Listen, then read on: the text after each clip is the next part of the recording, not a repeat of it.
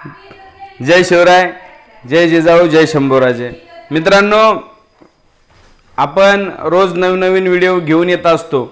काही लोक त्या व्हिडिओच्या माध्यमातून आपल्याला बोलत असतात आणि आपण त्यांना प्रत्युत्तर करत नाही. का तर तुम्ही जरी फार मोठे क्रिएटर असताल, तुम्ही फार मोठे असताल, ते तुमच्या घरी. आम्ही काय आजपर्यंत कोणाच्या वाटेला जात नाही किंवा काय बोलत नाही. त्याच्यामुळे मी कधी कोणावरती असं टीका टिप्पणी करत नाही किंवा असं कोणाला मागून पुढून घालून पाडून बोलत नाही. आणि माझा स्वभावच असा आहे की सरळ मार्गी आहे. रामायणामध्ये तुम्ही पाहिलेलंच आहे की एखाद्याची साथ दिली तर ती साथ शेवटपर्यंत कशी निभवायची, ह्या मताचा आणि त्या युक्तीचा आहे आपण. आणि त्याप्रमाणे आपण ह्या गोष्टी करत असतो. ह्या गोष्टी करत असताना काही मंडळी आपल्यावरती रागवत असतात. त्यांना वाटत असतं की ह्या माणसामुळं काय गोष्टी घडतात किंवा काय घटना घडतात. म्हणून पूर्ण खात्री केल्याशिवाय कुणावरती कधी बोलायचं नसतं. आणि त्या मताचा माणूस मी आहे. तर विषय असा आहे की काल मला बऱ्याच जणांनी विचारलं की बाबा तू रवी शिंदे यांना डायरेक्ट इनडायरेक्ट माझ्या व्हिडिओमधून बोलतोय का? तर रवी शिंदे यांना बोलण्याचा कुठलाही माझा काही संबंध येत नाहीये. मी माझ्या व्हिडिओमधून रवी शिंदेला बोलू इच्छित नाही. कारण मला जे बोलायचं आहे ते मी डायरेक्ट त्यांच्याशी फोनवर बोलू शकतो. मी एखाद्याची बदनामी व्हिडिओच्या माध्यमातून करणारा माणूस नाहीये. कारण रवी शिंदे हा आमच्या नातेवाईकातला पाहुणा आहे, आमच्या आत्याचा जावई आहे. त्याच्यामुळे त्या विषयावरती किंवा कुणाची बदनामी करायची याचं सुद्धा अक्कल देवाने दिलेली असते आपल्याला. आणि बदनामी करत असताना आपण ज्या माणसाकडनं काही गोष्टी शिकलेलो असतो किंवा ज्या माणसाला आपण काहीतरी दिलेलं असतं त्या माणसाची बदनामी कदापि करायची नसते. आणि सोशल मीडियावरती तर चुकूनही ह्या गोष्टी करू नयेत असं मला तरी वाटतं. आणि काल मला बऱ्याच जणांचे, कालचा जर तुम्ही व्हिडिओ पाहिलात तर मी त्याच्यात एकच वाक्य वापरलंय की मी कोणाच्या दबावाला बळी पडत नाही. आणि मी खऱ्या अर्थाने सांगतो की मी खरंच कोणाच्या दबावाला बळी पडत नाही. माझं सांगण्याचा हेतू हाच आहे. तुम्हाला सिद्ध करून का सांगावं लागतंय? तर मी दबावाला बळी पडत नाही. म्हणजे मी एखादा व्हिडिओ काढला तर तो चुकला असेल तर 100% माफी मागेल. पण चुकला नसेल आणि एखाद्याला त्याचं वाईट वाटत असेल तर मी तिथं दबावाला बळी पडणारा नाही.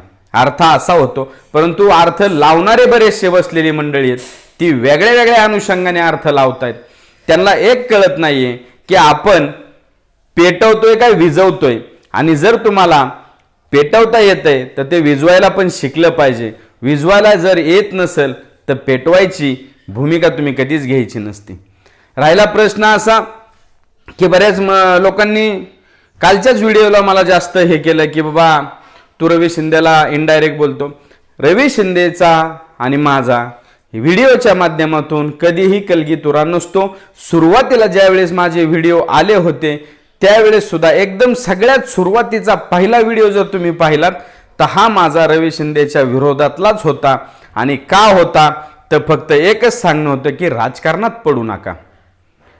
आम्ही आमचं राजकारणात पडल्याच्या नंतरनं काय करून घेतलेले ते आम्हाला माहिती आहे. तो सल्ला फक्त मी त्यांना देत होतो. त्यावेळेस देखील मला तुम्ही बऱ्याच लोकांनी बोलणं ऐकवलं होतं, मी ऐकून घेतलं होतं. पण तरी पण त्याच्यानंतर आम्ही सगळे एकत्र झालो. आणि आजही तो त्याच्या मार्गाने काम करत आहे, मी माझ्या मार्गाने काम करत आहे. खरं ते चॅनल त्यांचे शेवटी हे बघा, जो तो आपापल्या ह्याचा मालक असतो. आता तुमच्याकडे शेती आहे, मग शेती विकून रुबाब करायचा का? माझ्याकडे शेती नाहीये, मी काय विकणार? मी आहे त्या सुखी आहे ना, समाधानी आहे ना. कष्ट करून मी माझा आनंद व्यक्त करणार ना. पण तुमच्याकडे शेती आहे, तुम्ही विकताय, तुम्ही मजा मारताय, तुमचं चाललंय, मग त्याच्यात मी नाही ना. मी तुमच्या आनंदात विरजन का टाकू? पण तुम्ही तुमच्याकडे पैसा आला तर तुम्ही लोकांच्या आनंदात विरजन नका ना टाकू.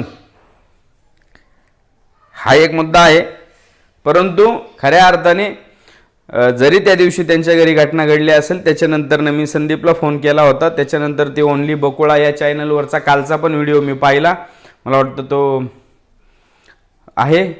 त्याच्यानंतर मी त्यांच्याशी बातचीत केलेली. त्याच्यानंतर रेश्मा शिंदेशी बोललो होतो. रवी भाऊचा स्वतःहून मला एक फोन आला होता. घटना घडल्याच्या दुसऱ्या दिवशी मी त्यांना सर्व गोष्टी समजून सांगितल्या होत्या. आणि पाहुण्या रावळ्यांचं काम सांगण्या इतपतच असतं. प्रत्येकाच्या घरामध्ये कुरघोडीचं राजकारण आपल्यासारख्यांनी करू नये. काही घरभेदी असतात, काही घरातले असतात, त्यांचं त्यांना लकलाप, आम्हाला त्याच्याशी काय हे नाही आहे. उलटं मदत म्हणून काय आपण ह्या दृष्टीने फोन करत असतो. आणि त्या ठिकाणी मला वाटतं बऱ्याचशा यूट्यूबर लोकांनी देखील मदत केलेली असेल असं मला तरी एकंदरीत वाटतं. कारण मला बऱ्याच जणांचे फोन आले होते की आपण त्यांना काहीतरी मदत करूया. तर मी त्यांना सांगितलं की तुम्ही त्यांच्या फोनवरती किंवा तुमच्याकडे ज्याचा फोन पे असेल, गुगल पे असेल, त्याच्यावरती मदत जाहीर करा. त्यांच्या कोणाच्या व्हिडिओमधून मला आत्तापर्यंत तरी दिसलं नाही की कुणी त्यांना मदत केलेली आहे किंवा त्यांचं काय डिक्लेअर नावं का नाही घेतलेली. मला माहीत नाही आहे, म्हणजे कशासाठी झाले ते मला अजून त्यातलं माहीत नाही. परंतु ठीक आहे, त्यांचं त्यांच्यापाशी, त्यांना जर कुणी तुम्ही मदत दिली असेल तर ते त्यांनी त्यांच्या परीने ते सांगतीलच. आज ना उद्या व्हिडिओ काढतील. कारण कसं थोडंसं आता ह्याच्यामध्ये आहेत, ते डिप्रेशनमध्ये गेलेले आहेत. बरेचसे लोकांनी त्यांना ट्रोल केलेले आहेत की तुम्ही हा व्हिडिओ, तो व्हिडिओ चालू कुणी केले टाकायला, कशासाठी टाकले, त्या सिच्युएशनमध्ये कुणाचं काय कुणाला कळलं नाही, पण त्यांनी टाकत गेले. आणि ठीक आहे, काय हरकत नाही, त्यांचं त्यांच्या परीने चाललेलं आहे. आपल्यापेक्षा मोठे क्रिएटिव्ह आहेत, मोठे यूट्यूबर आहेत. त्याच्यामुळे माझ्यासारखा छोटा माणूस त्यांना ह्या गोष्टीचं ज्ञान पाजळू शकत नाही. कारण माझ्यासारख्या माणसाने त्यांना ज्ञान पाजळायचं म्हणजे कुठंतरी लहान तोंडी मोठा घास घेतल्यासारखं होईल. कारण मी लहान आहे आणि ते लोक मोठे आहेत, त्याच्यामुळे आपल्याला जास्त काय बोलता येणार नाही. शेवटी कसं असतं, पाहुण्यांचं नातं आहे आणि माझ्या आत्याकडनं माझं नातं आहे. इथंपर्यंत जरी खरं असलं तरी मध्यंतरीच्या काळामध्ये रविभाऊ आम्ही एकत्र आलो होतो. त्या गोष्टी जर कुणाला बघवत नसतील तर त्यांनी अवश्य मला फोनद्वारे सांगावं की तू रविभाऊचं चांगलं करतो. आणि मी सानिध्यात गेल्यापासून निश्चितपणाने रविभाऊचं चांगलंच झालेलं असेल. आजचा व्हिडिओ ॲक्च्युली दुसरा होता. रामायणामध्ये जर तुम्ही पाहायला गेलं तर काय काय घडलेलं आहे हे जर सत्य परिस्थिती आणि वस्तुस्थिती जर मांडली, रामायण आणि महाभारत समजून घ्यायला पुस्तकं वाचायला लागतात.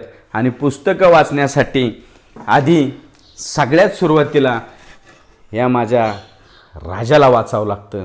आणि हा माझा राजा हाच मला बळ देत असतो, स्वाभिमानाने जग, कोणाच्या पाया पडून जगायचं नाही. जिथं वेळ येईल तिथं नक्कीच झुकू आपण, पण जोपर्यंत आपण चुकत नाही तोपर्यंत झुकायचं नाही.